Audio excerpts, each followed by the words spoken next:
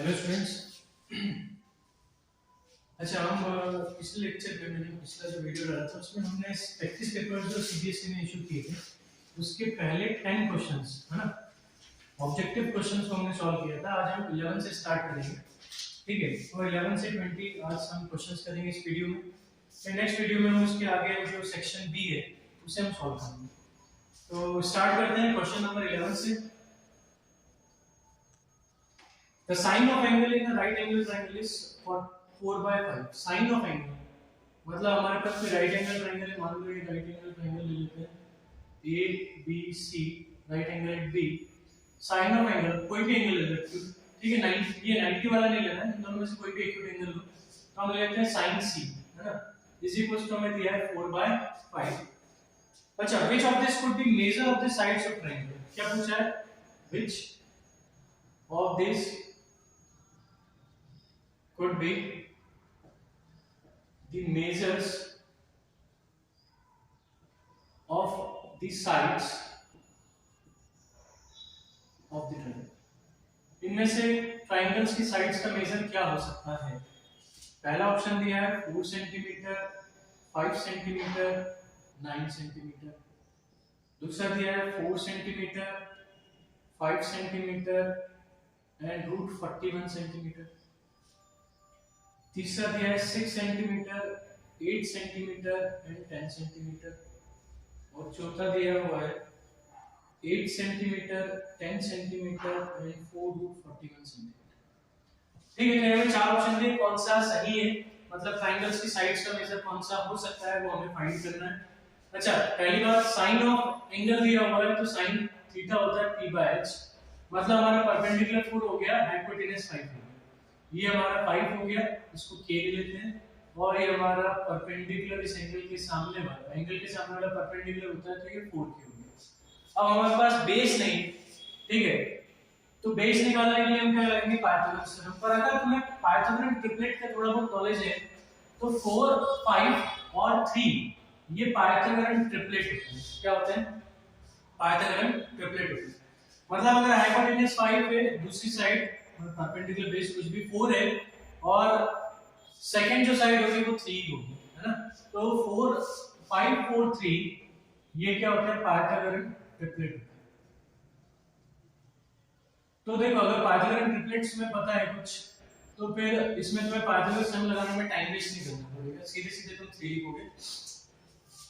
अब देखो हमारे पास साइड क्या मिली? 4, 5, 3। कोई ऑप्शन में है 4, 5, 3? नहीं। क्या उनके मल्टीपल्स में कोई ऑप्शन है? तो 3 2 सा 6 होता है, 6 दिया हुआ है। अच्छा, 4 2 सा 8, ठीक है, ये 8 भी दिया हुआ है। और 5 2 सा 10, मतलब इन तीनों में k की वैल्यू अगर मैं 2 ले लूं, ठीक है, तो 4k में हम k की वैल्यू 2 ले लें तो 4 2 सा 8 हो जाएगा। 3k में मैं k की वैल्यू अगर 2 लूं तो 3 2 सा 6 हो जाएगा। और 5k में k की वैल्यू अगर मैं 2 लूं तो 10 हो जाएगा। और 8 6 10 हमारे पास ऑप्शन में है, ठीक है। याद रखना, जो भी नंबर या जो भी फैक्टर तुम मल्टीप्लाई करोगे इन साइड्स में वो सारे नंबर सेम होने चाहिए। ऐसा नहीं कि इसमें तुमने 2 का कर दिया, इसमें 3 का और इसमें 4 का कर दिया और मैच करते हुए एक आ रहा है आंसर, ठीक है, ये गलत हो जाएगा। k की वैल्यू तीनों में सेम होनी चाहिए। अच्छा, k हमने क्यों लिया? क्योंकि भाई ये रेशियो है, ये क्या है? साइड्स का रेशियो, ठीक है। रेशियो में कॉमन फैक्टर्स कैंसिल हो जाते हैं, तो तुम कंफर्मली नहीं बोल सकते कि हमारी परपेंडिकुलर की लेंथ 4 सेंटीमीटर ही होगी, वो अलग भी हो सकती है, ठीक है। तो हमारे पास ऑप्शन क्या आ गया? सी, 6 8 10, ठीक है। तो k इसलिए लिया है क्योंकि ये रेशियो है, रेशियो में common factor generally cancel out होते हैं, तो हमें वो कॉमन फैक्टर जो कैंसिल आउट हुआ हमको अज्यूम करना पड़ेगा वो k, ठीक है। हो सकता है k की वैल्यू 1 आ जाए, ये भी पॉसिबिलिटी है, पर हम सारी पॉसिबिलिटीज लेके चलते हैं, इसलिए k की वैल्यू हम 1 नहीं मानते, हम फिर उस k की वैल्यू को निकालते हैं, ठीक है। जैसे हमने k की वैल्यू यहां पर निकाली 2, क्योंकि ऑप्शन में ये ऑप्शन जो है 6 8 10 वो k की वैल्यू 2 रखने पर मैच करती है।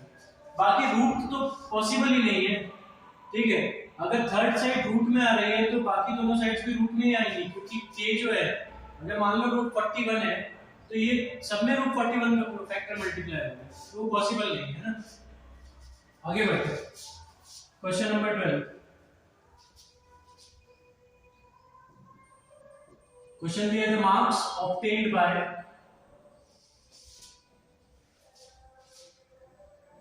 a set of students in an exam are recorded in a group frequency table. बोला है the maximum number of students are found to be in the range of 70 to 80 marks. आगे बोला if the number, देखो मैं suggest करूंगा कि question जब भी पढ़ो थोड़ा आराम से पढ़ना है ना, जल्दबाजी मत लेना ना पढ़ने में, क्योंकि पहली बार तुम जल्दबाजी में पढ़ोगे क्वेश्चन पहली बार में समझ में नहीं आया तो तुम्हें दूसरी बार पढ़ना पड़ेगा, या पहली बार जल्दबाजी में पढ़ा और तुमने क्या करा गलत इंटरप्रिटेशन कर दिया क्वेश्चन में, ठीक है, तो तुम्हारा आंसर गलत आ जाएगा, ठीक है। और पहली बार में जल्दबाजी में पढ़ के समझ में तो दूसरी बार पढ़ना पड़ेगा और दूसरी बार फिर टाइम खराब होगा, ठीक है ना। तो हमें पेपर में टाइम बचाना है, टाइम लगाना नहीं है, क्योंकि जितना ज्यादा बचेगा टाइम तुम उन क्वेश्चंस पे टाइम दे सकते हो जो तुम्हें परेशानी देंगे, है ना, एग्जाम में। विच ऑफ द फॉलोइंग, इसको मैं एक बार फिर पढ़ूंगा, following is the mode of the data.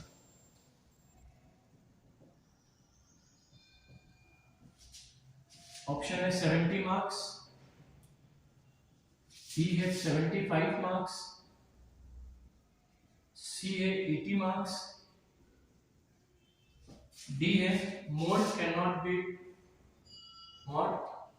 be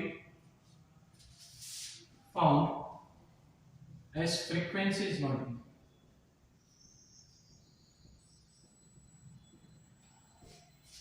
ठीक है, तो क्वेश्चन क्या बोल रहा है कि भाई हमने कुछ सेट ऑफ स्टूडेंट्स के मार्क्स ऑब्टेन किए और उनको ग्रुप फ्रीक्वेंसी टेबल में क्या करा रिकॉर्ड किया, मतलब बता अब maximum number of students found to be in the range of 70 to 80, मतलब ज्यादातर स्टूडेंट 70 to 80 मार्क्स लेकर आ रहे हैं, ठीक है।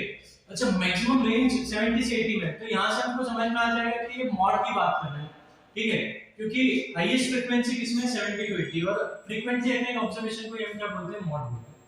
चल अगर यहां से भी समझ में ना आए कि मॉड की बात कर रहे हैं तो आगे देखो उन्होंने एक और चीज दी है, वैसे लिख के दे दिया कि following is the mode of the data, ठीक है।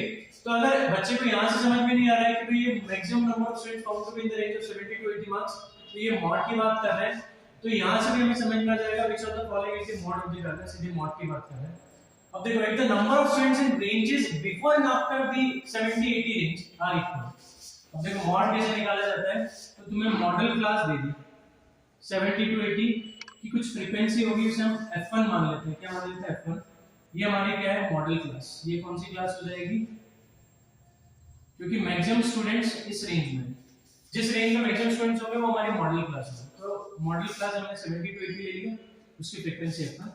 अब वो बोल रहा है कि number of students in ranges before, ठीक है, इस मॉडल क्लास के पहले वाले, ठीक है, स्टूडेंट्स की जो रेंज है उसकी फ्रीक्वेंसी और उसके बाद वाला है ना, and after the 70-80 range are equal, मतलब पहले वाले की फ्रीक्वेंसी और बाद वाले की फ्रीक्वेंसी सेम है, क्या है सेम।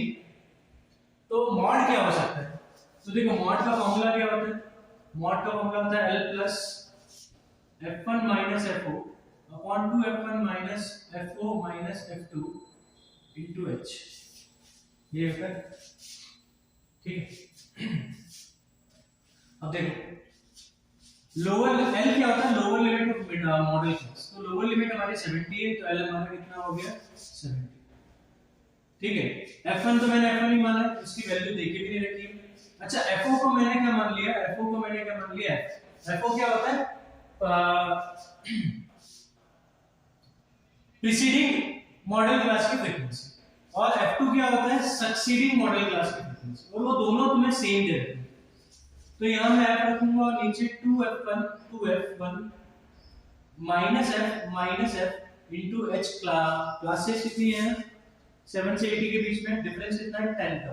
भाई क्लासेस कैसे निकाली जाती है, upper limit minus lower limit, upper में से लोअर माइनस करो, ठीक है ना, डिवाइड बाय 2 मत कर देना, ठीक है। Upper limit minus lower limit करना है, वो डिवाइडेड बाय 2 कब करते हैं, जब तुम्हें मिड वैल्यू क्लास नॉट निकालना है और उसमें सब्ट्रैक्ट नहीं करते, उसमें upper limit plus lower limit by 2 करते हैं ना। बच्चे बहुत कंफ्यूज होते हैं इस चीज में। तो हमें क्लास साइज निकालना है, तो वो होगा 80 - 70 that is 10। 70 plus f1 minus f upon यहां हो जाएगा 2f1 और माइनस माइनस प्लस हो जाएगा -2f इनटू 10। अब जरा थोड़ा यहां ध्यान देना, मैं क्योंकि चलो एक स्टेप और लिख लेते हैं नीचे। 70 प्लस f1 माइनस f, नीचे से देखो 2 कॉमन आ रहा है, नीचे से क्या कॉमन आ रहा है 2, तो अंदर बचेगा f1 माइनस f इनटू 10। अब देखो f1 minus f cancel out हो गया, नीचे से 2 कॉमन निकाला, ठीक है, और 2 से हमने काट दिया 5, 10 काट दिया, सॉरी 2 5 जा 10। अब हमारे पास मॉड की वैल्यू क्या आई 70 प्लस यहाँ क्या बचा है 5, ये तो पूरा 1 हो गया, 5 बचा है, 1 5 से 5, 70 प्लस 5 इज 75, तो हमारा मॉड क्या आ जाएगा 75, ठीक है। तो पहले कंक्लूजन पे जंप नहीं करना है कि mode can not be found as frequency is not given. भाई टेबल ही नहीं दी है, बच्चा सोचेगा भाई टेबल ही नहीं दी तो हम कैसे निकालेंगे मॉड, ठीक है, उसके लिए फ्रीक्वेंसी चाहिए होती है ना।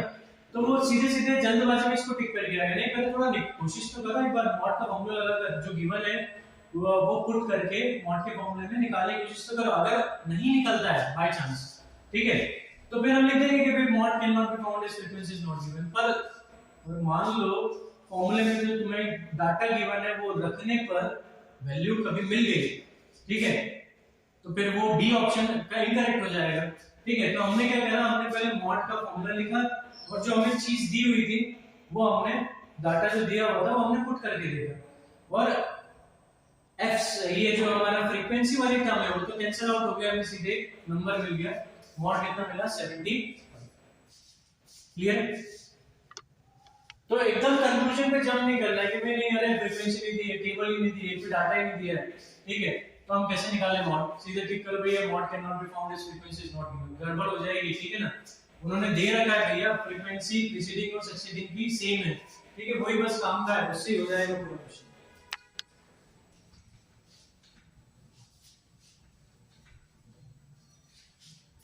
सिली मिस्टेक्स नहीं करके आनी एग्जाम में, है ना, सिली मिस्टेक्स नहीं करना। हमारे मार्क्स जो कटते हैं वो कंसेप्ट लगाने में नहीं कटते कि हमने गलत कंसेप्ट लगाया। ज्यादातर बच्चों को मैं बहुत सालों से पढ़ा रहा हूँ, तो बच्चे कंसेप्ट तो लगा लेते हैं कि यार ये कंसेप्ट लगेगा, भाई ये मॉड का फॉर्मूला लगेगा, ठीक है, और मॉड का फॉर्मूला उनको याद भी है, पर वो वैल्यूज भी सही पुट करते हैं, पर होता क्या है वो कैलकुलेशन में मिस्टेक कर देते हैं। उनको लगता है कि हमने तो पूरा सही किया है, ठीक है, मार्क्स क्यों नहीं आए, तो वो मार्क्स इसलिए नहीं आए कि तुमने कैलकुलेशन में गड़बड़ कर दी। देखो यहाँ एक डायग्राम दिया हुआ है,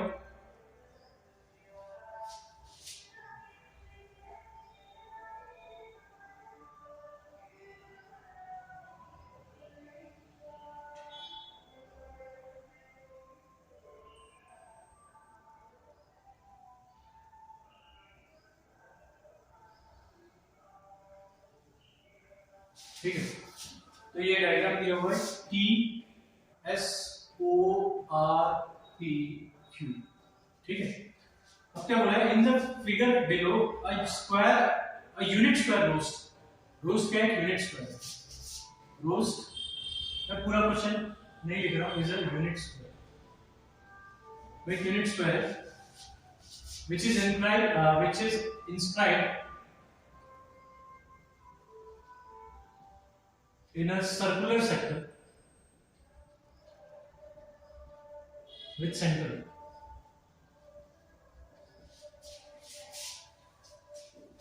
along with the above information, जो तुमको information ऊपर दी हुई है, which is sufficient to find the area of sector, ठीक है। भाई जो इंफॉर्मेशन ऊपर दी उसके साथ हमें और क्या इंफॉर्मेशन चाहिए, along with the information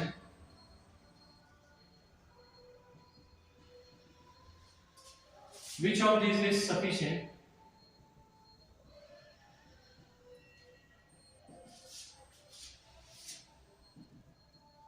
to find the area of sector PUB. Option है area of square gross, B radius of sector PUB, C arc length PQ, और D a given information is sufficient.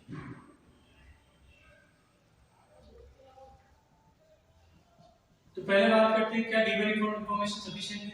अगर वो होगी तो हम D पे टिक करेंगे।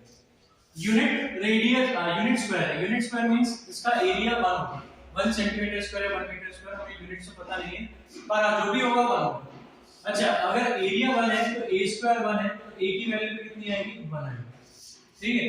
तो यूनिट स्क्वायर है मतलब एरिया 1 है तो a की वैल्यू भी कितनी आएगी 1 आएगी, मतलब ये लेंथ हमारी 1 यूनिट होगी, और तो फिर ये लेंथ भी क्या होगी हमारी 1 यूनिट होगी। अब ये दोनों लेंथ 1 यूनिट है तो पाइथागोरस थ्योरम से हम ये लेंथ निकाल सकते हैं, और ये लेंथ क्या कहलाएगी रेडियस ऑफ सेक्टर, ये कहलाएगा सेक्टर की रेडियस। तो भाई रेडियस ऑफ सेक्टर तो हम निकाल लेंगे क्योंकि जो इंफॉर्मेशन हमें दी है उससे हमारा रेडियस निकल जाएगा, पर तुम्हें पूछा है एरिया ऑफ सेक्टर निकालना है। क्या निकालना है? Area of sector. अब एरिया ऑफ सेक्टर का फॉर्मूला तुम लोगों को पता होगा, है ना, theta by 360 into pi square. R हमें मिल गया, पाई की वैल्यू हमें पता होती है 360 तो नंबर ही है। थीटा की वैल्यू क्या पता है? नहीं, हमें थीटा नहीं पता। ये थीटा नहीं पता तो जब तक ये थीटा नहीं पता होगा हम एरिया ऑफ सेक्टर नहीं निकाल सकते। तो गिवन इंफॉर्मेशन सफिशिएंट नहीं है, ये तो गलत हो गया। एरिया ऑफ स्क्वायर वो तो दे रखा है ना, उससे तो हमने ये निकाला और उससे रेडियस निकाला। रेडियस निकालने के लिए हमें रेडियस देने की जरूरत नहीं, हम रेडियस हमें निकाल लेंगे, है ना, पाइथागोरस थ्योरम लगा। आर्क लेंथ PQ, इस PQ की आर्क की लेंथ अगर हमें गिवन होती है तो लेंथ ऑफ आर्क का फॉर्मूला क्या होता है? थीटा बाय 360 into 2 पाई। तो मेरे पास आर्क की लेंथ है, आर्क रेडियस हम निकाल चुके ऊपर से पाइथागोरस थ्योरम लगाकर, तो हम थीटा निकालेंगे, और एक बार हमारे पास थीटा आ गया तो फिर हम एरिया ऑफ सेक्टर निकाल सकते हैं। तो हमारे पास ऑप्शन करेक्ट कौन सा है? आर्क लेंथ PQ, ठीक है। अगला क्वेश्चन देखते हैं।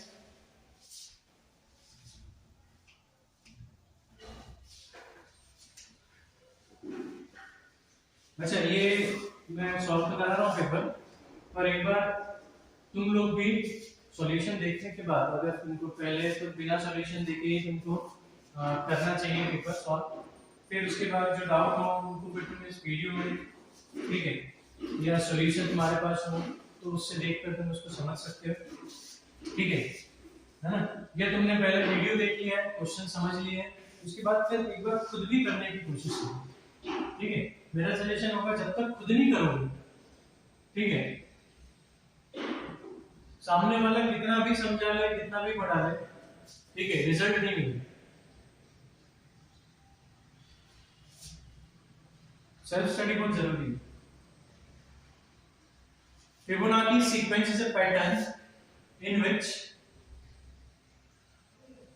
अब बच्चा यही डर जाएगा Fibonacci sequence ये क्या है, ठीक है, और उस क्वेश्चन को वो अटेम्प्ट नहीं करेंगे, वो छोड़ देंगे। is obtained by,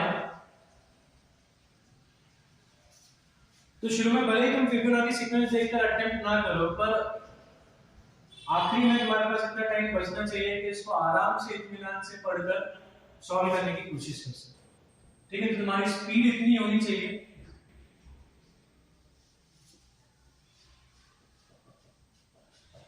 कि जो क्वेश्चन तुमने छोड़े हैं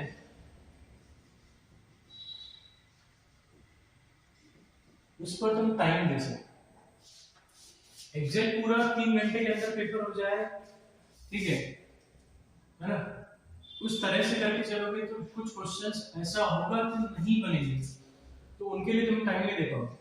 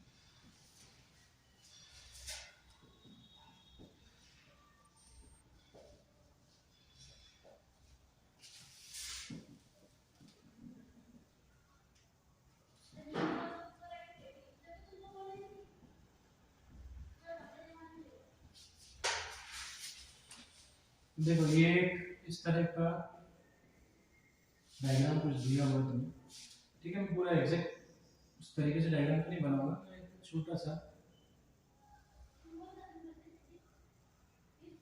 जितना तुम्हें समझ में आ जाए उतना डायग्राम बना लिया।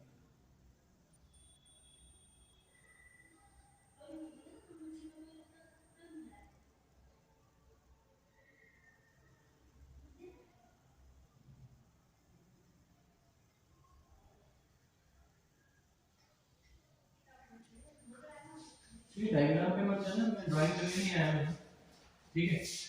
या तुम्हें ड्राइंग सिखाने आया है तो थोड़ा सा कंसीडर कर लेना, डायग्राम थोड़ा सा बेकार बनता भी है।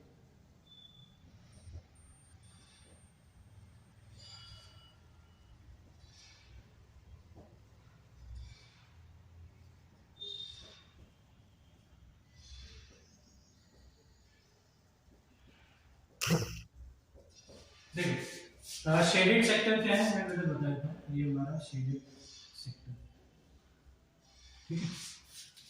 तो मैं बोला फिबोनाची सीक्वेंस एक पैटर्न है, भाई नंबर्स का पैटर्न है। किस तरह से ये पैटर्न बनता है? By adding the previous two terms, पिछली दो टर्म्स को ऐड करो तो थर्ड टर्म मिलती है, आगे की टर्म मिलती है। इस तरह से हम फिबोनाची सीक्वेंस बनाते हैं। और शुरू की दो टर्म्स को ऐड नहीं करना, शुरू की दो टर्म्स से नहीं होगा। जैसे अगर हम बात करें पहली टर्म 0 है, दूसरी टर्म 1 है, तीसरी टर्म 1 है और फोर्थ टर्म क्या है 2 है। अब देखो इन दो टर्म्स को छोड़ दो, अब इन दो टर्म्स का सम करोगे, इन दोनों का क्या करोगे सम, 1 + 2 3, हमें 3 मिल जाएगा। फिर अब अगली टर्म में 5 निकालनी है तो हम क्या करेंगे, पिछली दो टर्म्स का सम करेंगे तो 3 + 2 क्या हो जाएगा 5 हो जाएगा, 5 मिल गया। अब मुझे अगली टर्म निकालनी है 8, तो मैं 5 + 3 का एडिशन करूंगा तो मुझे 8 मिल जाएगा। और फिर मुझे अगली टर्म निकालनी है 13, तो 8 + 5 प्रीवियस टू टर्म्स का हम सम करेंगे तो हमें 13 मिल जाएगा, ठीक है। तो स्टार्टिंग की दो टर्म्स को छोड़ दो, ठीक है। तो आगे की टर्म्स को हम क्या करेंगे, दो टर्म्स को ऐड करेंगे प्रीवियस टर्म्स को, तो हमें अगली टर्म मिलेगी। तो अब ये डायग्राम है, इस डायग्राम में एक यूनिट स्क्वायर ग्रिड बना के दिए तुम्हें। यूनिट स्क्वायर ग्रिड मतलब इस तरह से एक सेंटीमीटर के इस तरह से ग्रिड बना के दिए, एक सेंटीमीटर के बॉक्सेस, ठीक है। तो कुछ टर्म्स को यहाँ रिप्रेजेंट किया गया है इस डायग्राम के अंदर, इस बॉक्स ग्रिड के अंदर। ये 5 लिखा हुआ है, ठीक है। यहाँ 1 और 1 लिखा है, यहाँ 2 लिखा है, यहाँ 3 लिखा है, ठीक है। तो ये जो टर्म्स लिखी है अंदर बॉक्सेस के अंदर, वो रिप्रेजेंट कर रही है स्क्वायर्स की साइड। अब तुमको ये स्क्वायर नहीं दिख रहा होगा, ये रेक्टेंगल टाइप का दिख रहा है, पर मान के चलना ये स्क्वायर है। ये अपन क्यों डायग्राम दिखा रहा हूं, ये मान के चलना है स्क्वायर है, ठीक है। डायग्राम में स्क्वायर टाइप का ही दिया हुआ है। अब तुम्हें इस शेडेड रीजन का, इस सेक्टर का एरिया निकालना है। तो देखो कैसे निकलेगा। पहली बात ये 90 डिग्री होगा, मैं इसको अलग करके दिखा रहा हूं। ये 90 डिग्री होगा, इधर वाला ये 90 है ना। उसके बाद मतलब हमारे पास थीटा तो 90 आ गया, एक चीज कंफर्म हो गई, थीटा हमारा 90 हो गया, ठीक है। एक मिनट रुको, थीटा हमारा 90 हो गया। अब ये लेंथ कितनी होगी, 5 यूनिट होगी। उसने बोला ना स्क्वायर जो बॉक्सेस हैं उनके अंदर जो नंबर लिखा है वो साइड की लेंथ को रिप्रेजेंट करता है, तो ये 5 हो गया। अच्छा ये कितना हो जाएगा, ये 5 हो गया, ये हो जाएगा 1 और ये हो जाएगा 2। तो 5 + 1 + 2 है ना, 5 + 1 + 2, 5 और 1 6, 6 और 2 8। तो ये लेंथ कितनी हो जाएगी, 8 यूनिट की हो जाएगी। ये 5, ये 1 और ये 2, 5 + 1 + 2 8 हो जाएगा। तो हमारी रेडियस मिल गई हमें। अब हम एरिया ऑफ सेक्टर निकाल सकते हैं। एरिया ऑफ सेक्टर का फॉर्मूला क्या है, θ/360 into pi r square, 90/360 into pi की वैल्यू 22/7।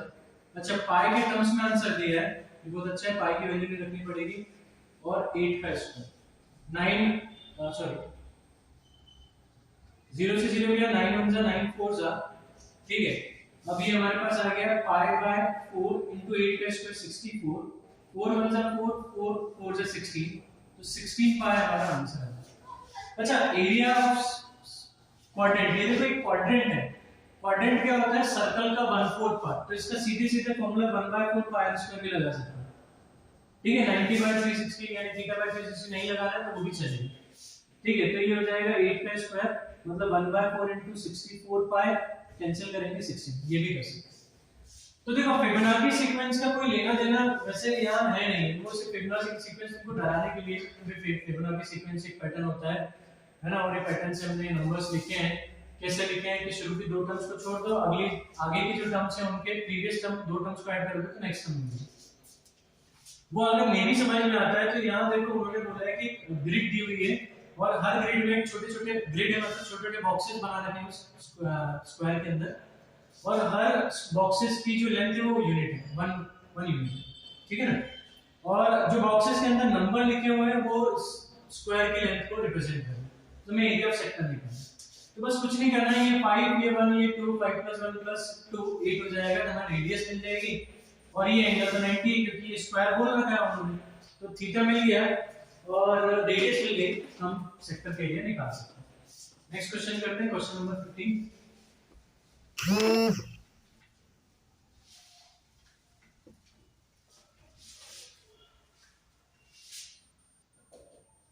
अब एक डायग्राम दिया हुआ है,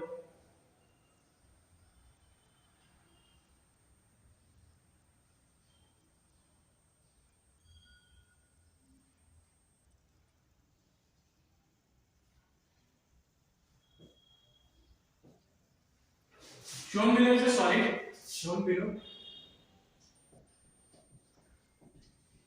is a solid made by joining a right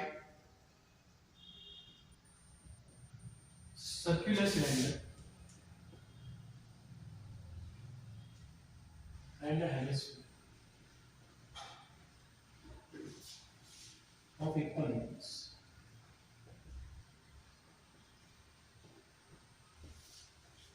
The total surface area of the solid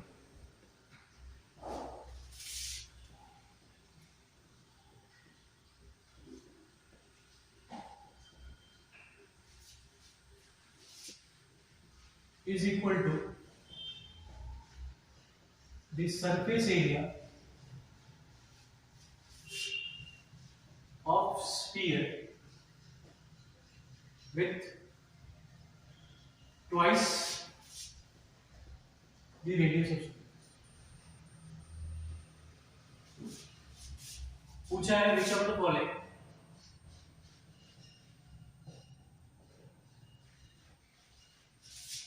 gives the height of cylinder.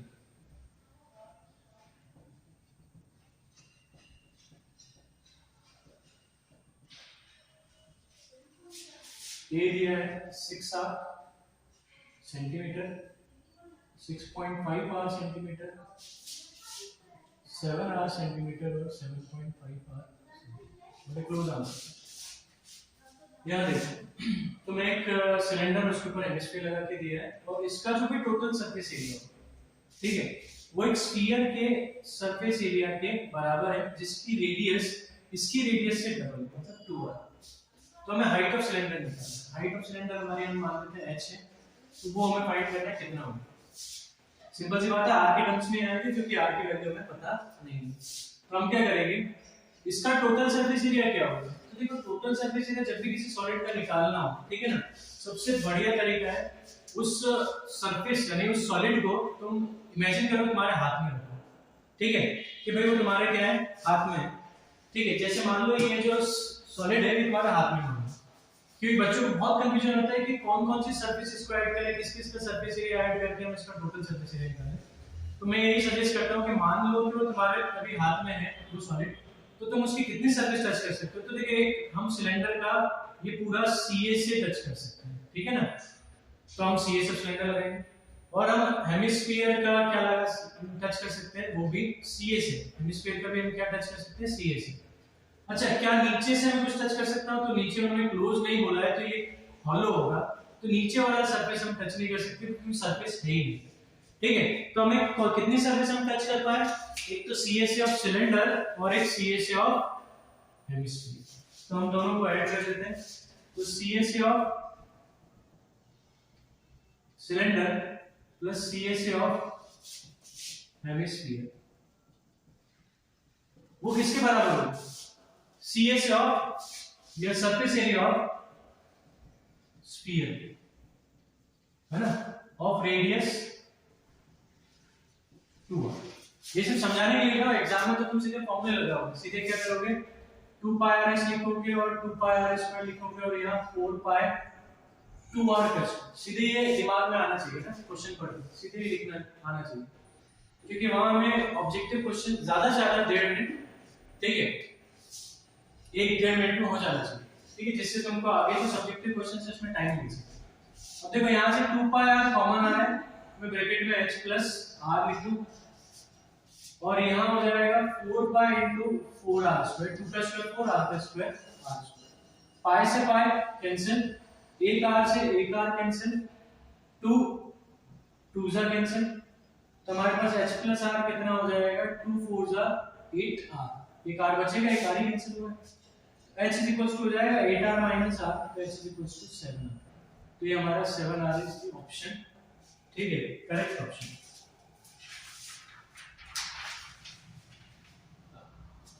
बहुत ऐसे ट्रिग्नोमेट्री का एक भी क्वेश्चन नहीं था, क्वेश्चन नंबर 16 उन्होंने ट्रिग्नोमेट्री में दिया हुआ है, जिससे बच्चे बहुत ज्यादा घबराते हैं, और घबराते इसलिए क्योंकि वो प्रैक्टिस कम करते हैं।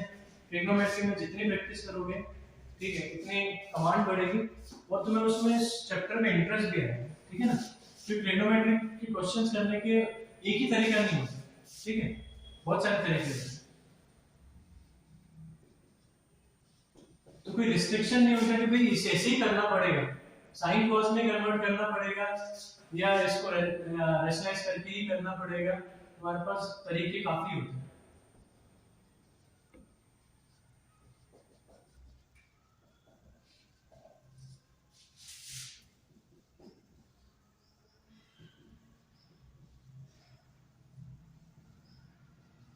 पर जब कुछ समझ में नहीं आए कि भाई करना क्या है, कैसे होगा, ठीक है, तो सबसे इजी तरीका होता है साइन कॉस में कन्वर्ट करना, ठीक है। जब तुमको डायरेक्ट समझ में नहीं आ रहा कि किस तरह से किया जाए इसको, तो तुम साइन कॉस में कन्वर्ट करके करो, ठीक है, वो बेस्ट तरीका है, ठीक है।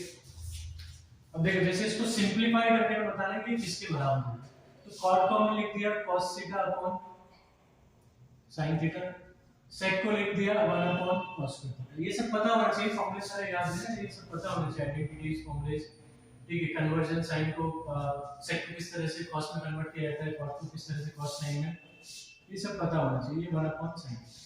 अब देखो इसमें बहुत बच्चे कंफ्यूज होते हैं, वो क्या करते हैं, इसको ऊपर ले जाते हैं, ये ऊपर नहीं जाएगा भाई, नीचे आएगा, और इस डिनोमिनेटर के डिनोमिनेटर में जो है वो जाएगा ऊपर। पर इन सबको ऊपर नीचे ले जाने से पहले मैं काम करता हूं, cos से cos जो कट रहा है वो काट। अब sin थीटा ऊपर जाएगा, साथ में क्या है 1, तो 1 लिखो मत लिखो चलेगा, और sin थीटा cos थीटा 1 के साथ में नीचे इंटू होगा, तो sin theta cos, sin theta से sin थीटा कैंसिल हो गया, क्या मिला हमें 1 अपॉन cos थीटा जो कि sec थीटा होता है, तो हमारे पास आंसर क्या हो जाएगा sec थीटा, ठीक है। देखते हैं question number 17। The heights of plants in Dipti's garden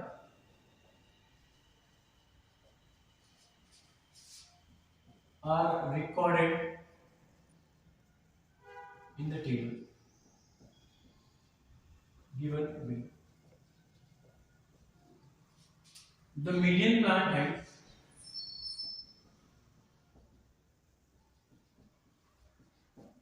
is 55 centimetre, ठीक है। तो तुम्हें देखो डाटा क्या दिया हुआ, डाटा में यहाँ लिखता हूँ क्योंकि जगह ज्यादा चाहिए। Height of plants in centimetre, number of plants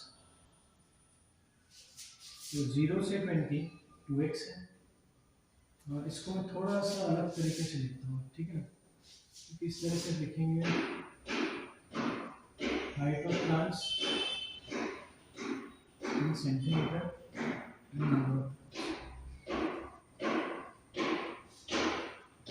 0 से 20, 20 to 40, 40 to 60, 60 to 80, 80 to 100,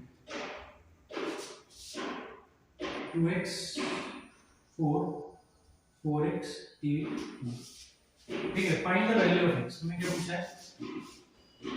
find the. अब देखो हमें मीडियन दे रखा है। क्या दे रखा है? मीडियन। वो मीडियन दिया हुआ तो मीडियन का फॉर्मूला लगेगा। वो मीडियन का फॉर्मूला लगाने से पहले हमें क्यूमुलेटिव फ्रीक्वेंसी निकालनी है। क्यूमुलेटिव फ्रीक्वेंसी कौन से निकालते हैं हम? लेस देन 1, मतलब अपर लिमिट से कम वाली फ्रीक्वेंसीज का हम क्या करते हैं? सम करते हैं। तो 20 से कम हाइट वाले कितने प्लांट्स हैं? 2x।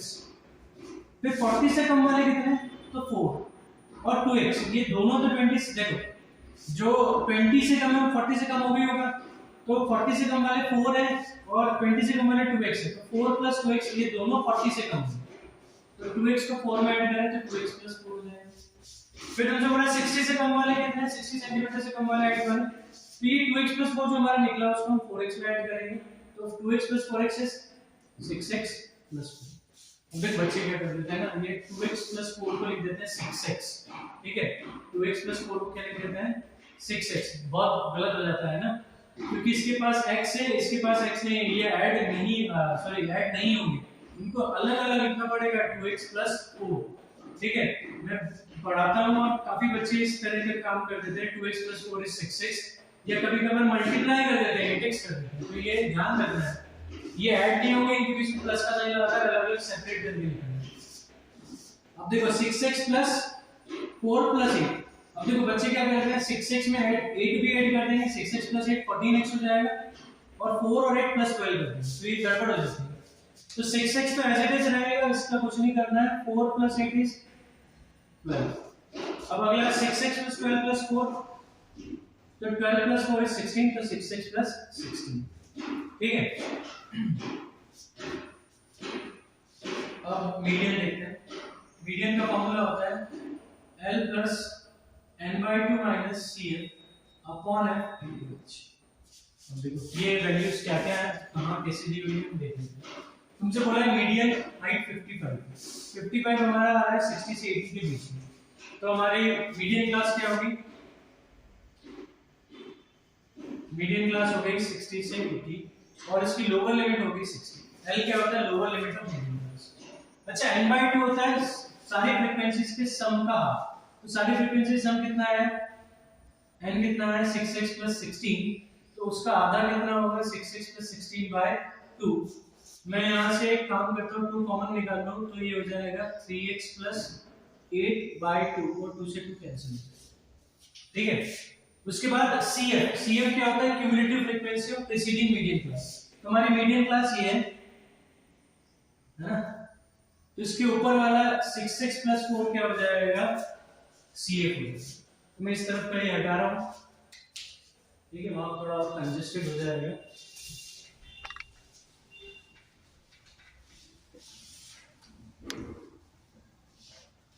तो यहाँ देखो 6x + 4 हमारा हो जाएगा CF। F क्या होता है? Frequency of median class. Frequency median class क्या है? 8। मीडियन क्लास हमारी 60 to 80, उसकी करस्पॉन्डिंग फ्रीक्वेंसी 8, तो इफेक्ट हो जाएगा। क्लास साइज क्या हो जाएगा? 80 - 60 is 20। ठीक है, ये हमारा क्लास साइज। अब मीडियन का फॉर्मूला लगा दें। मीडियन हमारा है L की वैल्यू है 60 प्लस n/2 हमारा है 3x + 8 माइनस CF है 6x + 4 अपॉन फ्रीक्वेंसी 8 × 20। ठीक है, अब यहाँ ध्यान रखना, कुछ बच्चे क्या करते हैं, कुछ नहीं बहुत बच्चे करते हैं, ये ब्रैकेट नहीं लगता, और ये ब्रैकेट नहीं लगा होगा और ऐसे लिख दोगे, तो तुम माइनस प्लस ये साइन चेंज करना भूल जाओ, और ये साइन चेंज नहीं हुई तो तुम्हारा पूरा आंसर ही गलत हो जाएगा। तो ब्रैकेट लगाओ जिससे तुम्हें याद रहे कि ब्रैकेट खुलेगा तो साइन चेंज होगी, क्योंकि बाहर माइनस है। 55 हमारा मीडियन दिया हुआ है, देखो 55 दिया हुआ इज इक्वल टू 60 प्लस, अब देखो ब्रैकेट में खोलूंगा, साइन चेंज होगी, कर देते हैं अपॉन 8 × 20। 4 2 और 4 5 ये कैंसिल हो गए, 60 को इधर ले जाते हैं, 55 minus 60 is equals to 3x में 6 से गया तो माइनस 3x, 8 में से 4 गया तो प्लस 4, ठीक है, इनटू 5 बाय 2, ये 2 इधर है ना, ये हो जाएगा minus 5 is equals to minus 3x plus 4 into 5 by 2। मैं सजेस्ट करूंगा बड़े इत्मीनान से यहां तक अगर पहुंचे हो, ठीक है, एग्जाम में, तो थोड़ा इत्मीनान रखना और इसको सॉल्व करना, ठीक है ना, पेशेंस रखना, थोड़ा सा स्लोली, धीरे धीरे ध्यान से फोकस करके इसको सॉल्व करना, क्योंकि यहाँ गड़बड़ हुई तो तुम्हारी इतनी पूरी मेहनत जो तुमने टाइम खराब किया है ना, वो सब बिगड़ जाएगी, क्योंकि ऑब्जेक्टिव क्वेश्चन है, ठीक है, और स्टेप्स के मार्क्स नहीं मिलेंगे, तुमने क्या किया है उससे उनको कोई फर्क नहीं पड़ता, तुम्हारा ऑप्शन सही होना चाहिए। तो ऑब्जेक्टिव्स में तो खास करके ध्यान रखना कि भाई जब फाइनल तक पहुंच जाओ, सारी वैल्यूज पुट करने तक पहुंच जाओ, दिमाग लगा लो, तो उसके बाद कैलकुलेशन सही होनी चाहिए, ठीक है, कोशिश करना, ठीक है। और वो कब सही होगी, ये -2 हो गया, माइनस 3x प्लस 4, -2 माइनस 4, ये प्लस को इधर आएगा तो -4, -6 इक्वल्स टू -3x, -3 डिवाइड में जाएगा तो -6 अपॉन -3, तो 3 टू जा, तो x की वैल्यू कितनी आ गई 2। ऑप्शन दिए हुए हैं 1, B2, C8 और D तो बोला है कि फाउंड ही नहीं कर सकते, हम कैलकुलेट ही नहीं कर सकते इसकी वैल्यू, क्योंकि टोटल नंबर ऑफ प्लांट्स मतलब सम ऑफ फ्रीक्वेंसीज नहीं दी गई, तो ऐसा कुछ नहीं मिल गया हमें, डी ऑप्शन इसका है। नेक्स्ट क्वेश्चन करते हैं, क्वेश्चन नंबर 18, फटाफट चलते, क्योंकि वीडियो अननेसेसरी लंबा हो, ये तुम आराम से पॉज करके नोट कर सकते हो, क्योंकि सॉल्यूशन को हमारे पास ये ऑप्शन है, मेरे पास ये ऑप्शन नहीं है, ठीक है, मैं रिकॉर्ड कर रहा हूँ लेक्चर, तो मैं कितनी देर को मुझे पता नहीं है ना, हर स्टूडेंट की स्पीड अलग अलग होती है, लिखने का समझने का टाइम अलग अलग होता है, तो वेट करना कि भाई हाँ तुम लिख लो, या तुम्हारे लिए मैं रुका रहा हूँ मतलब 2-3 मिनट का पॉज लेकर, है ना, तो वो मतलब नहीं है, तुम्हारे पास एक ऑप्शन है, तुम वीडियो को पॉज कर सकते हो और नोट डाउन कर सकते हो। क्वेश्चन है, bowl contains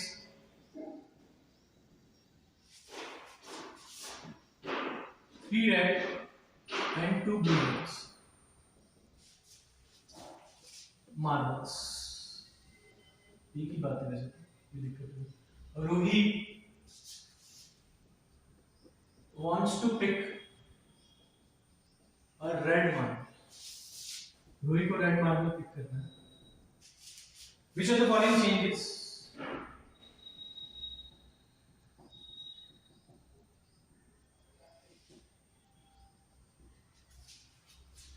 could she make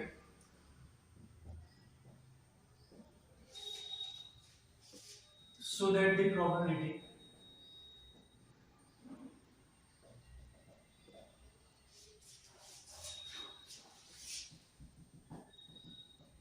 of picking a red marble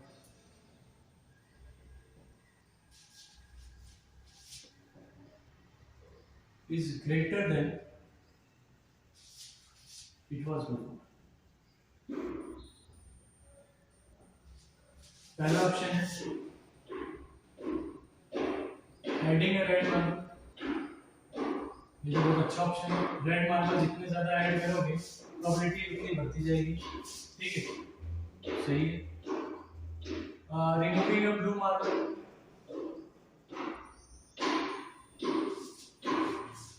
blue marble remove करोगे तो भी क्या होगा, टोटल नंबर ऑफ मार्बल्स कम हो जाएंगे, रेड तो उतने रहेंगे, प्रोबेबिलिटी अपने आप रेड की बढ़ जाएगी, मतलब फर्स्ट और सेकंड दोनों सही है।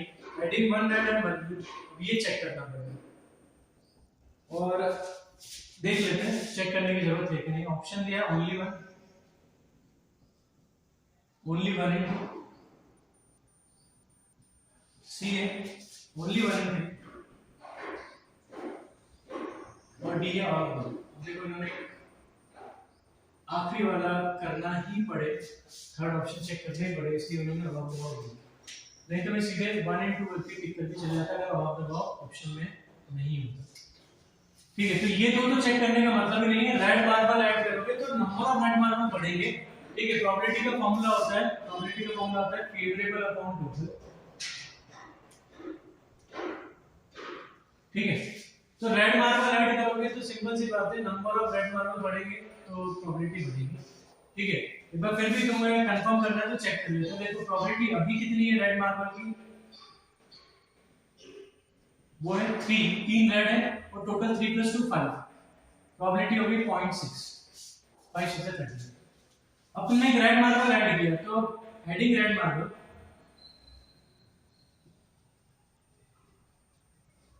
टोटल रेड कितने हो जाएंगे, 3 + 1 4, और टोटल मार्बल्स कितने हो जाएंगे,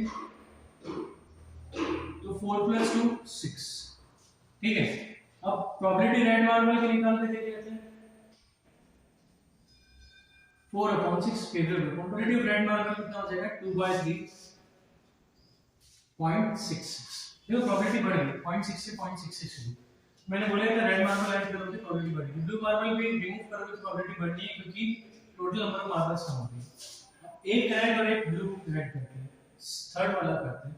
एक रेड ऐड किया तो टोटल रेड कितने हो गए, टोटल रेड हो गए 3 + 1 = 4, टोटल ब्लू कितने हो जाएंगे, 2 + 1 = 3, और टोटल मार्बल कितने हो जाएंगे, 4 + 3 = 7। प्रोबेबिलिटी ऑफ रेड हम निकालें तो वो होगा फेवरेबल कितने हैं 4, टोटल कितने हैं 7, 7 × 5 = 35। ठीक है, 0.5 समथिंग कुछ आएगा, मतलब प्रोबेबिलिटी हमारी देखो पहले से कम है। Only 1 × 2 is the correct option. ठीक है, तो थर्ड वाला चेक करना पड़ेगा क्योंकि मजबूरी हो गई है ना, क्योंकि उससे आज हो सकता था प्रोबेबिलिटी बढ़ जाए, एक बार चेक करना जरूरी है ना, कंफ्यूजन नहीं रखना है। ठीक है, उसको क्लियर कर दो कंफ्यूजन को। अगर दिमाग में कंफ्यूजन है कि नहीं एक रेड है ब्लू से शायद प्रोबेबिलिटी बढ़ जाए, तुम्हारे दिमाग में अगर आ गई कि शायद बढ़ जाए तो निकाल के जरूर देखो। ठीक है, क्वेश्चन नंबर 19 असर्शन रीजन। ठीक है, तो मैं असर्शन बताया तो क्या है,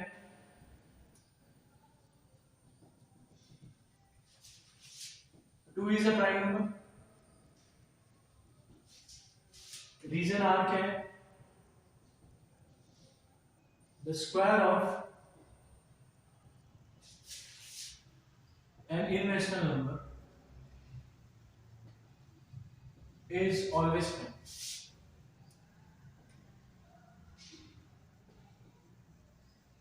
तो देखो 2 इज अ प्राइम नंबर बिल्कुल करेक्ट है, मतलब असर्शन तो करेक्ट है, पर square of any irrational number is always prime number ये थोड़ा सा डाउटफुल है, क्योंकि √12 एक इरेशनल नंबर है, पर इसका अगर मैं स्क्वायर करूं तो 12 आएगा, जो कि प्राइम नंबर नहीं है। तो इससे फैक्टर्स निकाले जा सकते हैं 2 × 2 × 3। ठीक है, तो रीजन इनकरेक्ट है, असर्शन इज करेक्ट। तो हमारे पास ऑप्शन है सी, a is true but r is false। ठीक है ना, क्योंकि किसी भी इरेशनल नंबर का स्क्वायर प्राइम नहीं होता। हाँ, प्राइम नंबर का स्क्वायर होगा, ठीक है, प्राइम नंबर का अगर स्क्वायर रूट लोगे तो वो इरेशनल होगा, पर हर इरेशनल नंबर का स्क्वायर प्राइम हो वो जरूरी नहीं है। ये हमने देख लिया √12 को, और भी नंबर लिख सकते हैं √15, ठीक है, √21, ये सारे क्या है प्राइम नंबर से इरेशनल नंबर है, पर इनका स्क्वायर प्राइम नहीं है। अगला असर्शन दिया हुआ है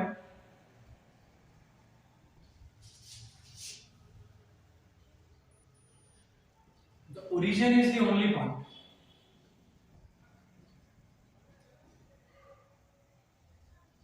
equidistant from 2,3 and -2,9। रीजन इसका दिया हुआ है the origin is the midpoint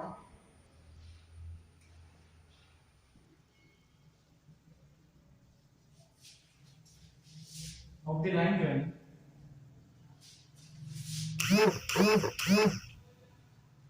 2,3 and -2,9।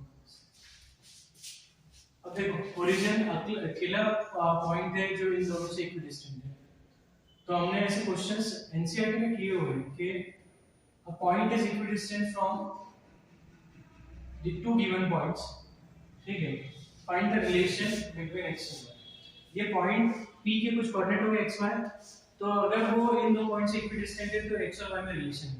वो रिलेशन कैसा आता है, हम जनरली स्ट्रेट लाइन आता है। वो रिलेशन कैसा आता है, हमने इक्वेशन सॉल्व की होगी, इसको सॉल्व करके pa = pb लगाकर है ना, इसको सॉल्व किया होगा तो लीनियर इक्वेशन आती है। मुझे बताओ उस लीनियर इक्वेशन की क्या होगी, एक स्ट्रेट लाइन होगी, उसका ग्राफ क्या होगा, स्ट्रेट लाइन, उस पर कितने पॉइंट्स होंगे, इनफाइनाइट पॉइंट्स। अब वो इनफाइनाइट पॉइंट सारे इन दोनों पॉइंट से क्या होंगे, इक्विडिस्टेंट होंगे, ठीक है। तो ओरिजिन अकेला पॉइंट नहीं होता जो इक्विडिस्टेंट होगा, इन दोनों के बहुत सारे पॉइंट होंगे, क्योंकि जब ये कंडीशन लगाओगे गिवन पॉइंट, एक आर्बिट्ररी पॉइंट को इन दोनों पॉइंट से इक्विडिस्टेंट करोगे तो तुम्हें एक लाइन की इक्वेशन मिलेगी, और उस लाइन पर क्या पॉइंट्स होते हैं, इनफाइनाइट पॉइंट्स होते हैं। तो एक अकेला पॉइंट इक्विडिस्टेंट नहीं होगा। Origin is the only point बोला है, तो ये असर्शन रॉन्ग है। क्या ओरिजिन मिड पॉइंट है, तो मिड पॉइंट निकाल के देख लेते हैं। ये हमारा x1 by 1, ये x2 by 2, तो x1 plus x2 by 2 means 2 plus of minus 2 upon 2, 2 minus 2 is 0, 0 by 2 is 0, ठीक है। x तो 0 आ गया, y निकालते हैं y1 plus y2 by 2, तो 3 plus of minus 3 by 2 मतलब 0 by 2 is 0। तो ओरिजिन मिड पॉइंट है, बिल्कुल करेक्ट है, मिड पॉइंट आ रहा है। तो assertion is wrong and reason is true, तो D option A is false but r is true, ठीक है। तो हमने सारे सेक्शन ए के क्वेश्चंस हमने कर लिए, ठीक है। पहले लेक्चर में हमने, पहला जो वीडियो था उसमें हमने 10 क्वेश्चंस किए थे ऑब्जेक्टिव शुरू के 10, और आज 11 से 20 किए। मैं नेक्स्ट वीडियो में सेक्शन बी को सॉल्व करूंगा, ठीक है, और फिर उसके आगे सेक्शन सी, सेक्शन डी हम उसको सॉल्व करके कंप्लीट करेंगे, ठीक है, इस पेपर को, ठीक। तो हम नेक्स्ट वीडियो में मिलते हैं सेक्शन